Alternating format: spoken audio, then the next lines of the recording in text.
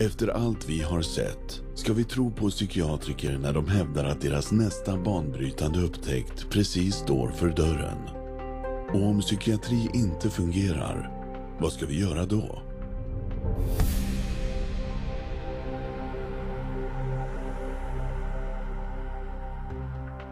När vi ser över helhetsbilden är det en sak som står klart. Hur kan någon överlåta sin psykiska hälsa till psykiatriker? Till och med psykiatriker som nyligen intervjuades vid en konferens för det amerikanska psykiatrikerförbundet erkänner öppet att de saknar lösningar. What is the answer to mental illness? That's too broad of a question to answer. The answer to mental illness. I don't think there are any answers to mental illness.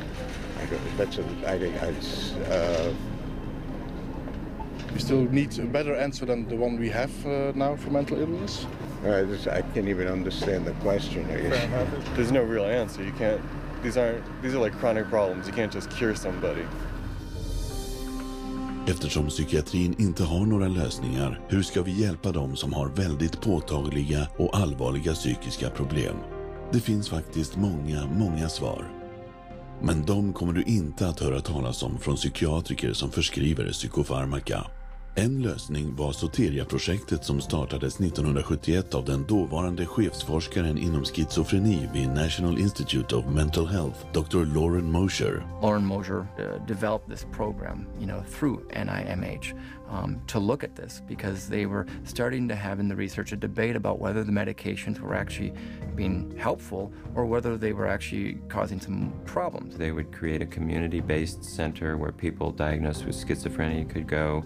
It was going to be non-drug oriented because he didn't believe that psychiatric drugs were the answer to schizophrenia. It provided a place to where there could be people there who would be supportive and be there during the time they have a crisis. Instead of medicating them, be there with them and help them through it. Och resultaten var häpnadsväckande. De boende på Soteria mådde klart bättre än andra patienter som gavs droger och långt färre människor kom tillbaka med samma problem. Soteriahusets framgångar visade att förståelse och omtanke kunde lätta den psykiska förvirringen mycket bättre än psykiatrisk behandling. Och det utan obehagliga biverkningar. Men trots detta avfärdades Dr. Moshers framsteg snart fullständigt av en psykiatrikerkår som var beroende av psykofarmaka och läkemedelspengar. I sin avskedsansökan 1998 skrev Dr. Mosher till det amerikanska psykiatrikerförbundet. Psykiatrin har nästan helt köpts upp av läkemedelsföretagen. Vi tillåter och förespråkar omfattande bruk och missbruk av giftiga kemikalier som vi vet har allvarliga biverkningar på lång sikt.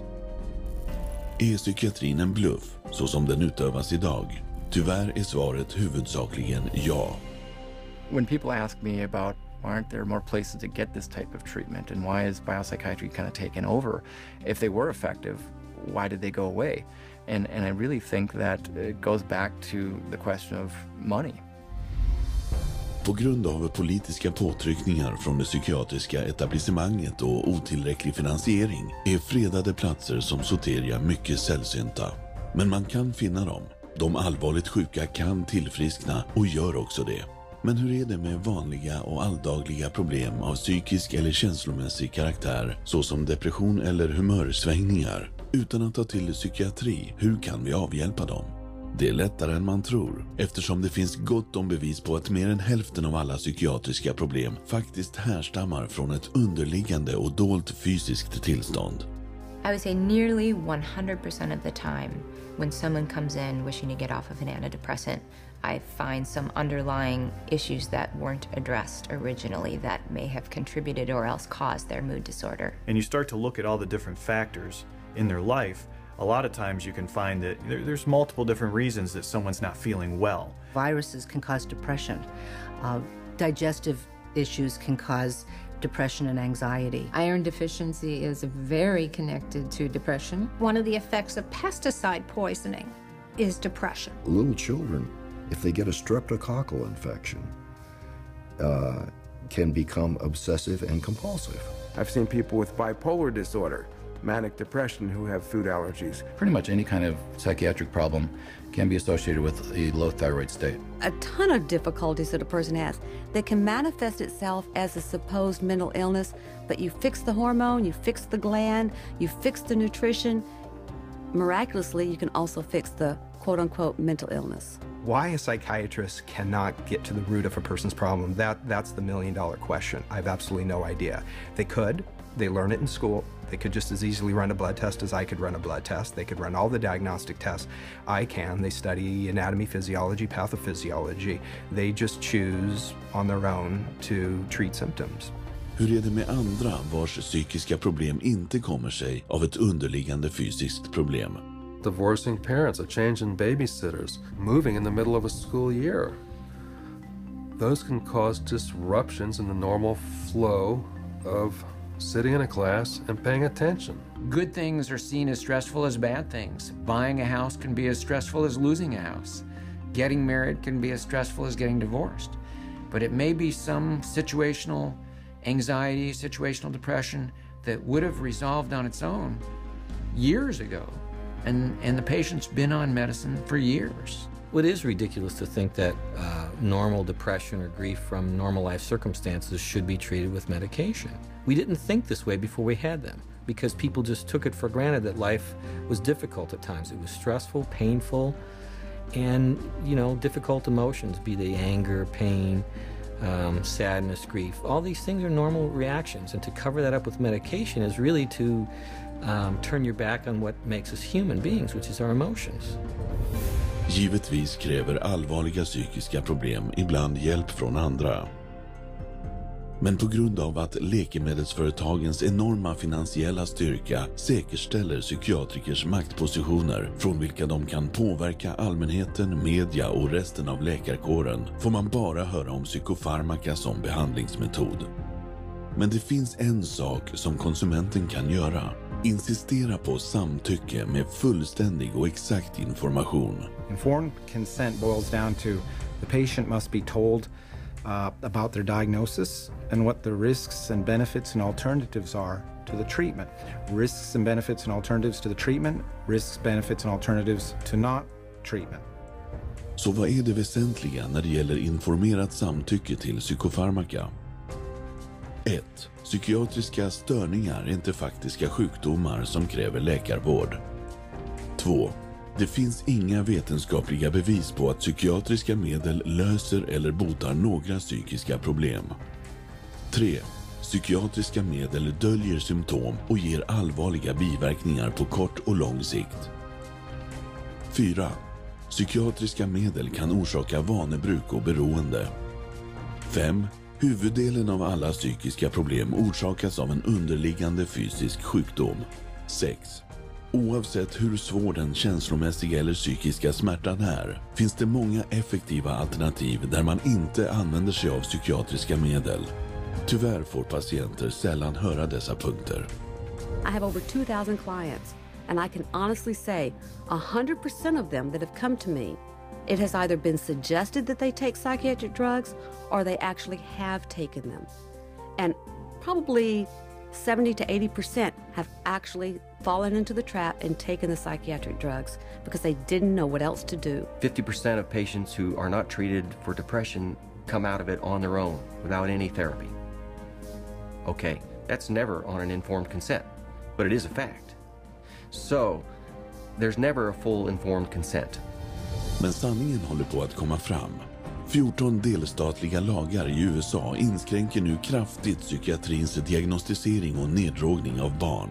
Och en federal lag från 2004 förbjuder skolpersonal att tvinga föräldrar att ge sina söner eller döttrar psykofarmaka.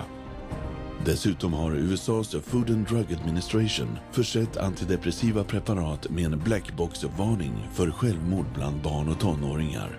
Och ytterligare en varning på stimulantia för hjärtattacker, stroke och plötslig död bland människor i alla åldrar. Och på en annan front får nu de som överlevt sin psykiatriska behandling skadestånd för den förödande effekt psykofarmakan har haft. Sedan 2005 har 50 000 enskilda processer öppnats mot läkemedelsföretag för både produktansvar och personskador som psykofarmaka har orsakat. I genomsnitt 34 processer per dag. Eli Lilly, som anklagats för att olagligen ha marknadsfört sitt antipsykotiska medel Zyprexa, har betalat över 2,5 miljarder dollar i uppgörelser med 34 delstater och 31 000 käranden. 2009 gick läkemedelstillverkaren Pfizer med på att betala över 2,3 miljarder dollar i böter. Dels för att de i maskopi med en psykiatrisk frontgrupp olagligen planerat att marknadsföra sitt antipsykotiska medel Geodon. Men med en årlig inkomst på cirka 600 miljarder dollar anser läkemedelsföretagen att domsluten och alla böter är en naturlig kostnad. Faktum är att flera miljarder dollar har lagts undan i just det syftet.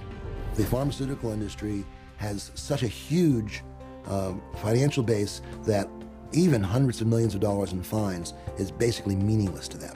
Fines for some of these transgressions are like petty cash to the big companies.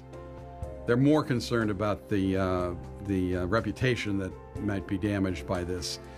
The main thing they do there is just try to hide the fact, and the quickest way to hide the fact is to quickly pay the fine and get out of town. Och detta öppnar dörren för företagsamma advokater, men de måste vara förberedda. Lawyers need to understand that they do not receive adequate scientific training to conduct these cases by themselves. They need to gather together a team of experts who will help them to do these cases wisely and well.